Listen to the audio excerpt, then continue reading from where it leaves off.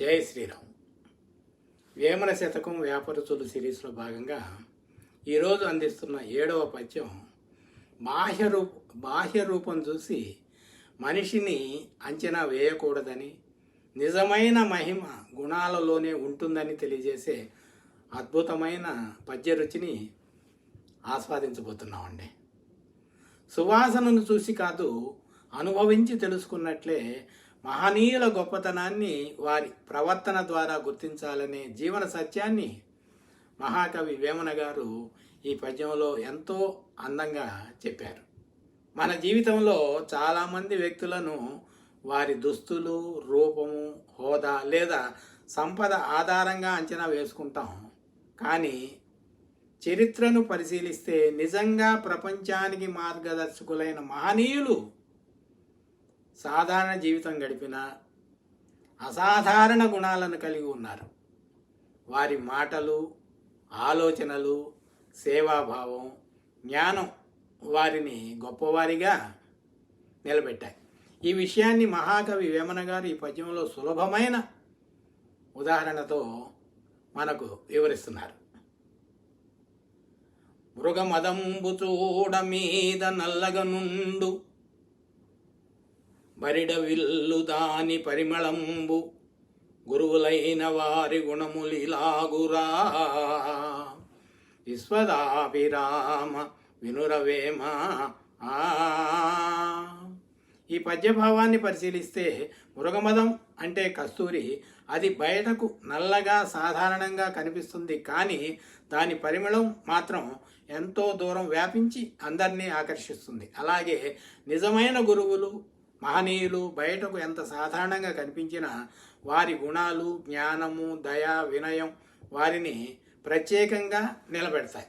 వారి విలువలు రూపం ద్వారా కాదు, వారి వ్యక్తిత్వం ద్వారా గుర్తించాలని మహాకవి వేమన గారు మనకు బోధిస్తున్నారు. ఈ పద్యం మనకు ఒక గొప్ప పాఠాన్ని నేర్పుతున్నది. మనిషిని రూపం చూసి తీర్పు ఇవ్వకూడదని చెబుతున్నది. గుణాలే నిజమైన సంపదని తెలియజేస్తున్నది. సమాజంలో ప్రతి వ్యక్తిని గౌరవంగా చూడాలని సూచిస్తున్నది. మనలో వినయాన్ని పెంపొందిస్తుంది. ఇతరులలోని మంచిని గుర్తించే దృష్టిని కలిగిస్తుంది. దైవత్వం బాహ్య రూపంలో కాదు, అంతరంగ శుద్ధిలో ఉంటుందని ఈ పద్యం తెలియజేస్తున్నది. మహాకవి వేమన గారు ఉపయోగించిన సాహిత్య శైలి ఈ పద్యంలో ఎంతో అందంగా ఉంటుంది. మృగమదంబు అనే ప్రకృతి సంబంధిత వస్తువును ఉదాహరణగా తీసుకొని గురువుల గొప్పతనాన్ని వివరించారు.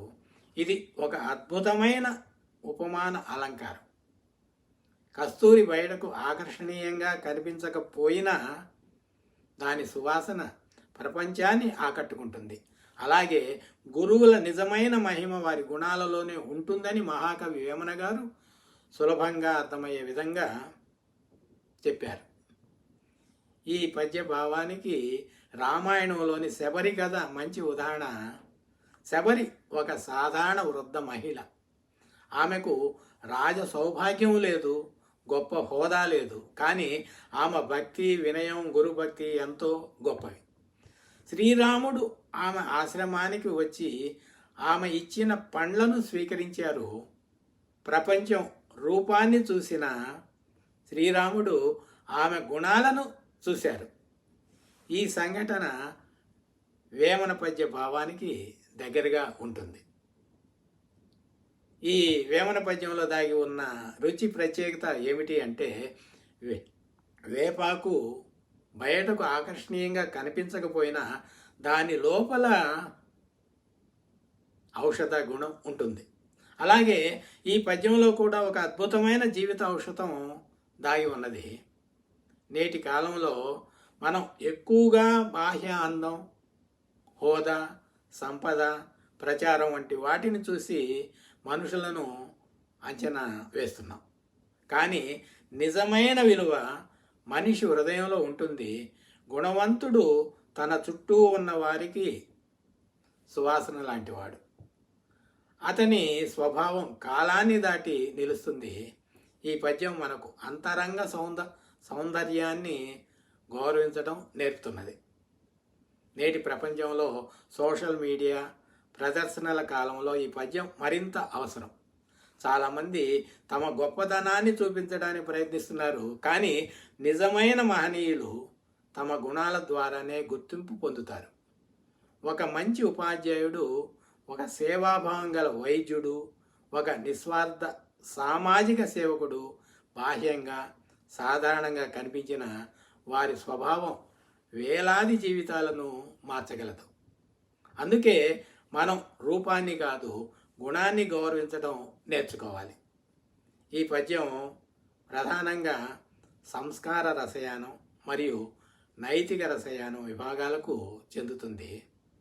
సంస్కార రసయానం ఎందుకంటే ఇది వినయము, గుణగణాలు, గురుభక్తి వంటి విలువలను బోధిస్తున్నది.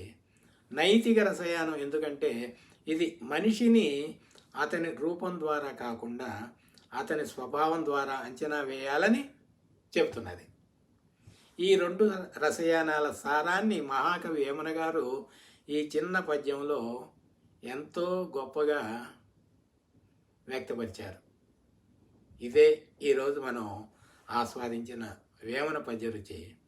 నిజమైన గొప్పతనం రూపంలో కాదు, గుణంలో ఉంటుందని, మహనీయుల మహిమ వారి వ్యక్తిత్వం ద్వారా వెలుగులోకి వస్తుందని ఈ పద్యం మనకు గుర్తు చేస్తున్నది. మనము మంచి గుణాలను పెంపొందించుకొని పరిమళం వెదజల్లే కస్తూరిలా సమాజానికి ఉపయోగపడే వ్యక్తులమవుతాం. వచ్చే ఎపిసోడ్లో మరొక వేమన పద్య రుచిలో కలుద్దామండి. శుభం భూయాత్. జై శ్రీరామ్.